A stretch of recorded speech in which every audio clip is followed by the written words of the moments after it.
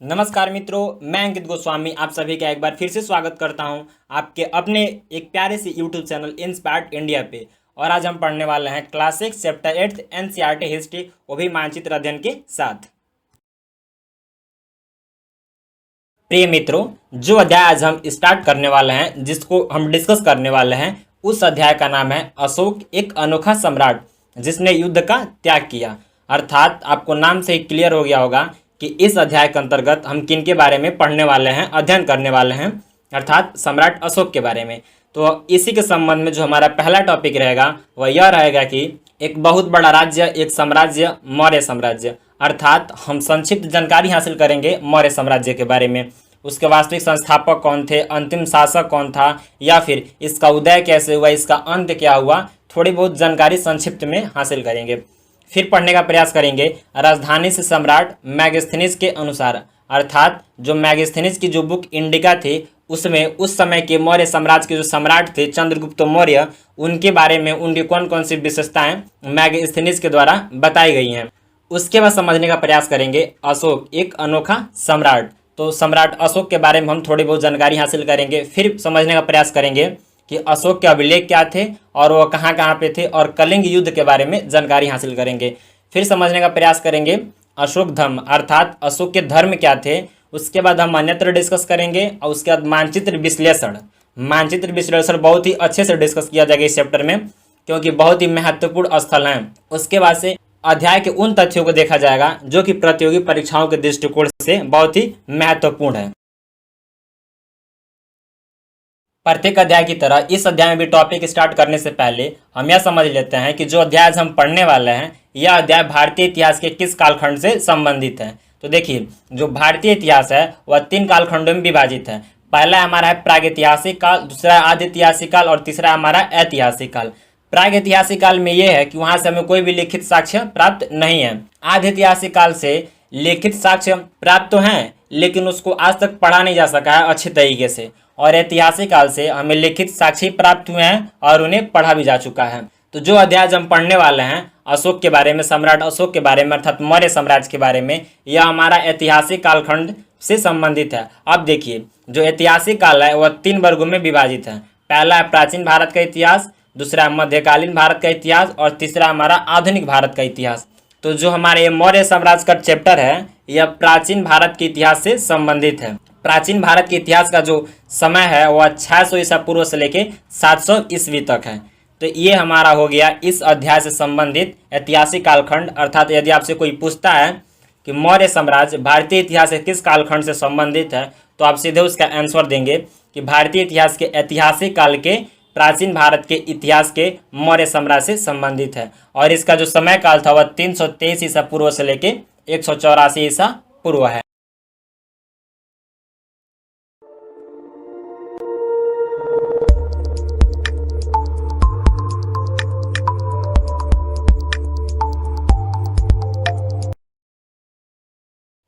प्रिय मित्रों, आइए एक छोटी सी कहानी के माध्यम से हम मौर्य साम्राज्य के बारे में संक्षिप्त जानकारी हासिल करते हैं। देखिए, लगभग 322 ईसा पूर्व जो नंद वंश का अंतिम शासक था घनानंद, वह मगध के साम्राज्य पे विराजमान था, अर्थात वहाँ का राजा था। तो हुआ यूँ कि चंद्रगुप्त मौर्य ने चाणक्य की सहायता से उसको पराजित कर दिया। और उस समय चंद्रगुप्त मौर्य की जो उम्र थी वह लगभग 25 वर्ष थी। और उसके बाद से उन्होंने क्या किया, वहाँ पे मौर्य साम्राज्य की स्थापना की। जो मौर्य साम्राज्य था, इसका अंतिम शासक था बृहद्रथ। अर्थात यदि आपसे कोई पूछता है मौर्य साम्राज्य की स्थापना कब हुई, तो 322 ईसा पूर्व, और उसका अंत कब हुआ, तो 187 ईसा पूर्व। और मौर्य साम्राज्य के प्रथम शासक कौन था, तो चंद्रगुप्त मौर्य, और अंतिम शासक कौन था, तो बृहद्रथ। पूरे मौर्य साम्राज्य में 3 जो सम्राट थे वह बहुत ही प्रसिद्ध हुए, जिनमें एक का नाम था चंद्रगुप्त मौर्य, और दूसरा था उन्हीं का बेटा बिंदुसार। उसका नाम बिंदुसार इसलिए पड़ा क्योंकि पैदा होने पर उसके मस्तक पर बिंदु था। उसके बाद बिंदुसार का बेटा था अशोक, जिसे हम सम्राट अशोक के नाम से जानते हैं, और उन्होंने ही युद्ध का त्याग करना प्रारंभ कर दिया। तो इस प्रकार मौर्य साम्राज्य के जो 3 सम्राट थे, जो 3 राजा हुए, वो बहुत ही महत्वपूर्ण हुए। मौर्य साम्राज्य की जो राजधानी थी वह पाटलिपुत्र थी, और प्रधानमंत्री कौन थे, तो चाणक्य थे, जिनका 2 और अन्य नाम है कौटिल्य एवं विष्णुगुप्त। तो आप कभी भी इस बात को लेकर संदेह में मत रहिएगा कि चाणक्य, कौटिल्य और विष्णुगुप्त कौन है, अर्थात ये तीनों एक ही इंसान के नाम है जो कि मौर्य साम्राज्य के प्रधानमंत्री थे। तो इस प्रकार मौर्य साम्राज्य के बारे में थोड़ी बहुत आपको जानकारी हासिल हो गई होगी। प्रथम शासक कौन थे? तो चंद्रगुप्त मौर्य। और अंतिम शासक कौन थे?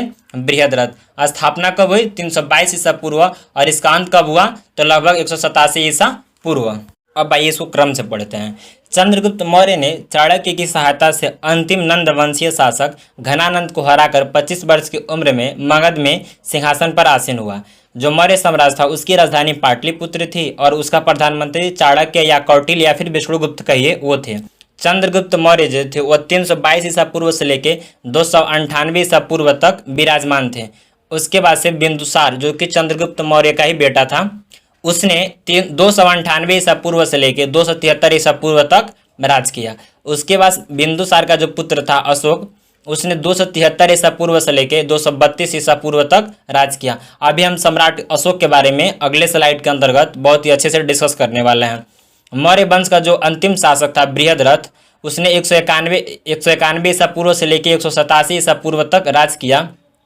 चूंकि वह एक अयोग्य शासक था, उसने राजकाज एवं सैनिक मामलों में कोई दिलचस्पी नहीं लिया, वरन अपना सारा समय वह भोग विलास में व्यतीत करता था। इसका लाभ उठाकर बृहद्रथ के सेनापति पुष्यमित्र शुंग ने राजा की हत्या कर सत्ता प्राप्त कर लिया और मौर्य वंश का अंत कर दिया। अब मौर्य के स्थान पर शुंगों का शासन प्रारंभ हुआ। हम जिन शेरों के चित्रों रुपयों पैसों पर देखते हैं उन्हें पत्थरों को काटकर बनाया गया और फिर उन्हें कहाँ रखा गया? तो सारनाथ के एक विशाल स्तंभ पर अभिलेख उत्कीर्ण किए गए। अभी हम इसको अच्छे से डिस्कस करेंगे जब सम्राट अशोक के बारे में पढ़ेंगे। तो अशोक जिस साम्राज्य पर शासन करते थे अर्थात मौर्य साम्राज्य पे, तो उसकी स्थापना उनके दादा चंद्रगुप्त मौर्य ने लगभग 2300 साल पहले की थी, अर्थात 322 ईसा पूर्व में। अब देखिए एक ही वंश के राजा को कब कहा जाता है? जब एक के बाद एक जब राजा बनते हैं। जैसे मान लीजिए चंद्रगुप्त मौर्य की मृत्यु हुई, उसके बाद उनका पुत्र बिंदुसार वहाँ का राजा बना। फिर जैसे बिंदुसार की मृत्यु हुई उसके बाद वहाँ का राजा बिंदुसार का पुत्र अशोक बना। तो इस प्रकार के क्रम को हम कहते हैं कि यह एक ही वंश के राजा हैं। अर्थात जब एक ही परिवार एक ही बड़े सदस्य एक के बाद एक राजा बनते हैं तो उन्हें एक ही वंश का कहा जाता है। मौर्य वंश में कितने महत्वपूर्ण राजा हुए? तो 3 हुए। कौन कौन? चंद्रगुप्त, फिर उनका बेटा बिंदुसार और फिर लास्ट में बिंदुसार का बेटा अशोक। अशोक के साम्राज्य में बहुत नगर थे। इसमें साम्राज्य की राजधानी पाटलिपुत्र, उज्जैन और तक्षशिला जैसे प्रमुख नगर थे। जब मानचित्र विश्लेषण हम करेंगे तो वहाँ पे हम लोग अच्छे से इसको डिस्कस करेंगे कि यह कहाँ पर स्थित है और इसकी विशेषता क्या है। तक्षशिला उत्तर पश्चिम और मध्य एशिया के लिए आने जाने का मार्ग था। दूसरी तरफ उज्जैन उत्तरी भारत से दक्षिणी भारत आने जाने वाले रास्ते में पड़ता था। तो यह हो गया मौर्य साम्राज्य के बारे में संक्षिप्त जानकारी, जिसकी स्थापना 322 ईसा पूर्व चंद्रगुप्त मौर्य ने की और इसके अंतिम शासक बृहद्रथ थे, अर्थात 187 ईसा पूर्व में पुष्यमित्र शुंग ने बृहद्रथ की हत्या कर दी और फिर वहां पे शुंग वंश की स्थापना की। अब हम समझने का प्रयास करेंगे कि मैगस्थनीज की जो बुक थी इंडिका, उसके अंतर्गत कैसे चंद्रगुप्त मौर्य के प्रशासन के बारे में क्या क्या जानकारी दी गई है। क्योंकि इसको टॉपिक को पढ़ने से पहले एक छोटी सी कहानी है, उसको हम लोग सुन लेते हैं। बात है लगभग 304 या 5 ईसा पूर्व की।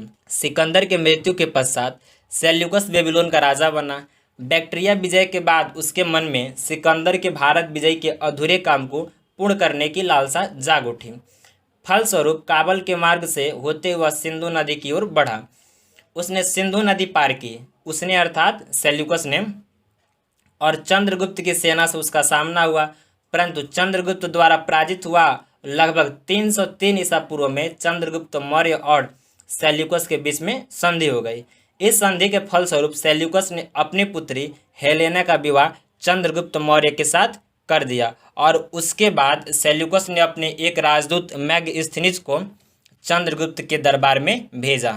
तो अब आप समझ गए होंगे कि मैगस्थनीज कौन था। अर्थात मैगस्थनीज सेल्यूकस का राजदूत था जो कि चंद्रगुप्त मौर्य के दरबार में रहता था। और सेल्यूकस कौन था? तो वह बेबीलोन का राजा था एवं सिकंदर का उत्तराधिकारी था। मैगस्थनीज सेल्यूकस का राजदूत था जो चंद्रगुप्त मौर्य के दरबार में 304 ईसा पूर्व से लेकर लगभग 299 ईसा पूर्व के बीच रहा। इसी बीच उसने ग्रंथ इंडिका की रचना की और उसमें उसने चंद्रगुप्त मौर्य के प्रशासन के बारे में विश्वसनीय जानकारी दी। जो मैगस्थनीज था वह भारत में आने वाला प्रथम राजू था, और जो उसने ग्रंथ लिखी थी इंडिका वह ग्रीक भाषा में लिखी थी। और इसे इंडिका को हम लोग कहते हैं मौर्य साम्राज्य का दर्पण। अर्थात यदि आपसे कोई प्रश्न करता है कि मौर्य साम्राज्य का दर्पण किसे कहते हैं तो इंडिका को कहते हैं। अब आइए देखते हैं कि उसने क्या क्या लिखा था इंडिका में। तो उसने लिखा था, सम्राट का जनता के सामने आने के अवसरों पर शोभा यात्रा के रूप में जश्न मनाया जाता था। उन्हें एक सोने की पालकी में ले जाया जाता था। उनके अंगरक्षक सोने और चंडी से अलंकृत हाथियों पर सवार रहते थे। कुछ अंगरक्षक पेड़ लेकर चलते थे। इन पर पेड़ों प्रशिक्षित तोतों का झुंड रहता था, जो हमेशा सम्राट के सर के चारों ओर चक्कर लगाते रहते थे। शासक के चारों ओर सशस्त्र महिलाएं अंगरक्षक के रूप में रहती थी। तो यह हो गया मैगस्थनीज के अनुसार चंद्रगुप्त मौर्य के प्रशासन के बारे में जानकारी। अब हम समझते हैं मौर्य साम्राज्य के सबसे प्रसिद्ध सम्राट अर्थात सम्राट अशोक के बारे में, जो कि एक बहुत ही अनोखे सम्राट है। उनको अनोखा सम्राट इसलिए कहा जाता है क्योंकि वह ऐसे पहले शासक थे जिन्होंने अभिलेखों द्वारा जनता तक अपने संदेश पहुंचाने की कोशिश की और युद्ध का त्याग किया। तो देखिए, जो सम्राट अशोक थे यह बिंदुसार के पुत्र थे, और इनकी माता का नाम था सुभद्रांगी। और इनकी पत्नी देखिए कौन कौन थी। इनकी पत्नियां बहुत ढेर सारी थी। पहली का नाम था देवी सिंगली, यह अशोक की प्रथम पत्नी थी, और इन्हीं से संघमित्र एवं महेंद्र के जन्म हुए थे। उसके बाद दूसरी पत्नी थी तिष्य रक्षिता। फिर एक और पत्नी थी असंधिमित्रा, जो कि अशोक की पटरानी थी, लेकिन वह निसंतान थी, उनका कोई भी पुत्र नहीं था। एक और पत्नी थी पद्मावती, जिससे कुणाल का जन्म हुआ। तो ये हो गई अशोक की पत्नियां, जिसमें देवी सिंघली और तिष्यरक्षिता, असंधिमित्रा, पद्मावती। अब देखिए इनको क्या क्या कहा जाता है। शिलालेखों के जनक इन्हें कहा जाता है, तो सम्राट अशोक को। अशोक ने 273 ईसा पूर्व में सिंहासन प्राप्त कर लिया था, लेकिन 4 वर्षों तक गृह युद्ध में रहने के कारण अशोक का वास्तविक राज्य अभिषेक 269 ईसा पूर्व में हुआ। कल्लड़ की राजतरंगिणी के अनुसार अशोक ने जम्मू कश्मीर में श्रीनगर की स्थापना की। अब देखिए, यदि आपसे कोई पूछता है राजतरंगिणी के लेखक कौन है, तो कल्लड़। उसमें क्या बताया गया है, तो उसमें यह भी बताया गया है कि जो सम्राट अशोक थे उन्होंने ही श्रीनगर की स्थापना की। तो यहाँ पे आपको 2-3 तो जीएस के प्रश्न तैयार हो जाते हैं कि श्रीनगर की स्थापना किसने की, तो सम्राट अशोक ने।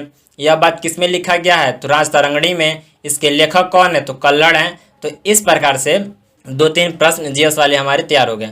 अब देखिए, अपने राज्य अभिषेक के 8वें वर्ष अर्थात 261 ईसा पूर्व में अशोक ने कलिंग पर आक्रमण किया और उसे जीत लिया। कलिंग के युद्ध में व्यापक नरसंहार ने अशोक को विचलित कर दिया, जिसके फलस्वरूप उसने शास्त्र त्याग की घोषणा कर दी। जो अशोक थे वह मौर्य वंश के सबसे प्रसिद्ध शासक थे। वह ऐसे पहले शासक थे जिन्होंने अभिलेखों द्वारा जनता तक अपने संदेश पहुंचाने की कोशिश की। अशोक के ज़्यादातर अभिलेख प्राकृतिक भाषा और ब्राह्मी लिपि में है। कलिंग तटवर्ती उड़ीसा का प्राचीन नाम है। अशोक ने कलिंग को जीतने के लिए एक युद्ध लड़ा, लेकिन युद्ध जनित हिंसा और खून खराबा देखकर उन्हें गृध्र युद्ध से वितृष्णा हो गई। उन्होंने निर्णय लिया कि वह भविष्य में कभी युद्ध नहीं करेंगे। इस तरह अशोक एक अनोखा सम्राट बन गए जिसने युद्ध का त्याग किया हो। यह हो गई सम्राट अशोक के बारे में जानकारी। उन्होंने युद्ध का त्याग क्यों किया, तो ऐसा इसलिए उन्होंने किया क्योंकि जब वह कलिंग पर विजय प्राप्त किए तो उस समय लाखों लोग मारे गए, लाखों लोग अनाथ हो गए, लाखों लोग दुखी हो गए।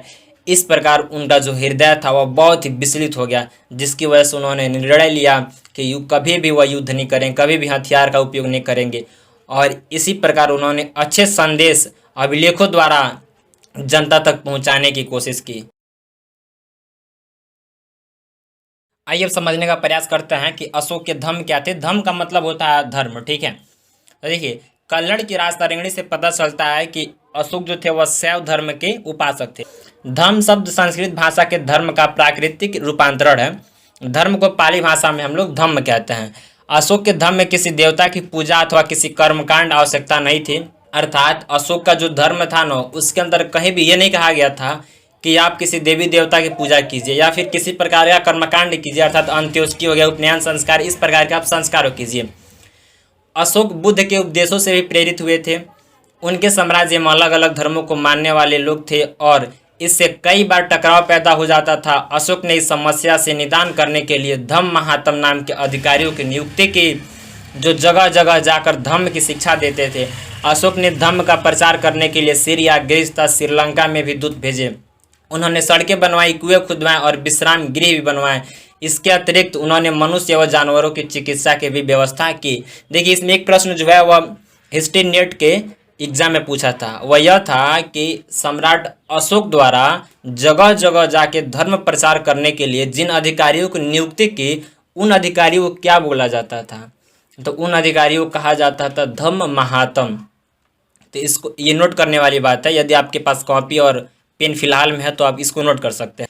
उन्होंने सड़कें और विश्राम गृह बनवाए। इसके अतिरिक्त उन्होंने मनुष्यों और जानवरों की भी चिकित्सा की व्यवस्था की। देखिए, इस इन्हीं समय एक नजराना था जो कि बहुत ही महत्वपूर्ण टर्निंग पॉइंट था मौर्य साम्राज्य के अंत होने का। देखिए, नजराना अनियमित रूप से जब भी संभव इकट्ठा किया जाता था। ऐसे नजराने विविध पदार्थों के रूप में प्राय ऐसे लोगों से लिए जाते थे जो स्वेच्छा से देते थे। यह हो गया हमारा नजराना। तो ये ऊपर था अशोक का धम्म। इसमें कहीं भी आपको ये प्रभावित नहीं किया गया था कि आप किसी देवी देवता की पूजा कीजिए या फिर उपनयन संस्कार, अंत्योष्टि संस्कार, इस प्रकार जैसे किसी भी प्रकार के कर्मकांड कीजिए। जो अशोक सम्राट थे वह बुद्ध के उपदेशों से प्रेरित हुए थे। उन्होंने बताया था कि मनुष्य जितना महत्वपूर्ण है उतना ही महत्वपूर्ण जानवर भी है।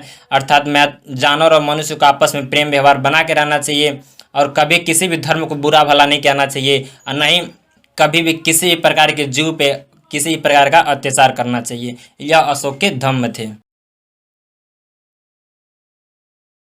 अब हम देखते हैं अन्यत्र। लगभग 2400 वर्ष पहले चीन में सम्राटों ने चीन की दीवार का निर्माण शुरू किया। अब देखिए, अगर यदि आपसे कोई पूछता है कि चीन की दीवार का निर्माण कब शुरू हुआ, तो लगभग 2400 वर्ष पहले, अर्थात 400 ईसा पूर्व के आसपास। इसे बनाने का उद्देश्य उत्तरी सीमा के पशुपालक लोगों से रक्षा करना था। अगले 2000 वर्षों तक दीवार का निर्माण कार्य चलता रहा। यह दीवार लगभग 6400 किलोमीटर लंबी है। इसकी ऊपरी सतह सड़क जैसी चौड़ी है। यह हो गया हमारा अन्यत्र। तो इसके अंतर्गत हम क्या क्या पढ़े हैं कि चीन की दीवार का निर्माण कब शुरू हुआ, तो 2400 वर्ष पहले। इसे क्यों बनाया गया, तो उत्तरी सीमा की पशुपालक लोगों से रक्षा करने के लिए।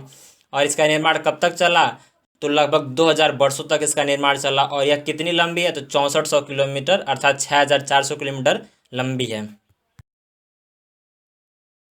अब हम करने वाले हैं मानचित्र विश्लेषण। और इसके अंतर्गत हम देखेंगे जो मौर्य साम्राज्य के प्रमुख नगर थे, तक्षशिला हो गया, सारनाथ हो गया, पाटलिपुत्र, कलिंग, उज्जैन, यह कहाँ कहाँ स्थित है। देखिए, जो पाटलिपुत्र है वह मौर्य साम्राज्य की राजधानी थी। यह बिहार में स्थित है। उज्जैन यह प्रमुख नगर था, वह मध्य प्रदेश राज्य में स्थित है। और आपको स्क्रीन पर दिख रहा होगा कि मध्य प्रदेश कहाँ है, ठीक है, और उज्जैन कहाँ पे है। अब देखिए, उसके बाद से आता है तक्षशिला। तक्षशिला शिक्षा का केंद्र था।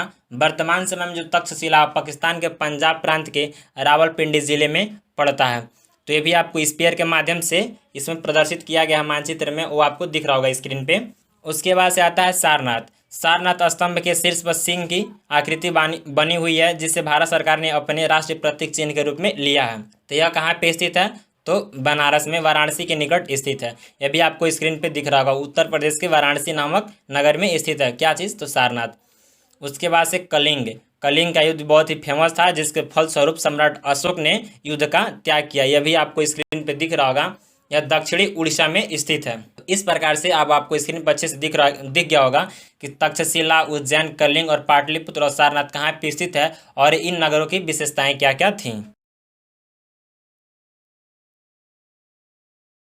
एक नज़र अध्याय के उन तथ्यों के ऊपर जो कि प्रतियोगी परीक्षाओं के दृष्टिकोण से बहुत ही महत्वपूर्ण है। तो जो हमारा इसी के संबंध में जो पहला प्रश्न है वह यह है कि मौर्य साम्राज्य का संस्थापक कौन था, या फिर मौर्य साम्राज्य की स्थापना किसने की। तो चंद्रगुप्त मौर्य ने की। किसकी सहायता से, तो चाणक्य कहिए, कौटिल्य के, या फिर विष्णुगुप्त कहिए। और किसको हरा के, तो जो नंद वंश का जो अंतिम शासक था घनानंद, उसको हरा के। कौटिल्य द्वारा लिखी गई पुस्तक का क्या नाम था, तो अर्थशास्त्र था। चंद्रगुप्त मौर्य के दरबार में पश्चिम एशिया के यूनानी राजा सेल्यूकस निकेटर का राजदूत था। उसका नाम क्या था, तो मैगस्थनीज था। और इसने किस किताब की रचना की, किस ग्रंथ की रचना की, तो इंडिका। और उसमें किसके बारे में बताया गया, तो मौर्य साम्राज्य के जो सम्राट चंद्रगुप्त मौर्य थे उनके रख रखाव, उनके पहनावे या फिर उनकी विशेषताएं क्या थी उसके बारे में उसमें डिस्कस किया गया है। अशोक ने जगह जगह जाकर लोगों को शिक्षा देने के लिए जिन अधिकारियों की नियुक्ति की थी, उन अधिकारियों को किस नाम से जाना जाता था, तो धम्म महात्म के नाम से जाना जाता था। आधुनिक भारत की ज़्यादातर लिपियाँ जैसे देवनागरी, तमिल, बांग्ला, मलयालम किस लिपि से उत्पन्न हुई है, तो ब्राह्मी लिपि से उत्पन्न हुई है। प्रिय मित्र, यदि आपको वीडियो अच्छा लगा हो तो वीडियो को लाइक करें, चैनल को सब्सक्राइब करें तथा अपने प्रिय दोस्तों के साथ शेयर करें ताकि वो भी इस वीडियो का पूर्ण तरीके से लाभ उठा सकें। धन्यवाद।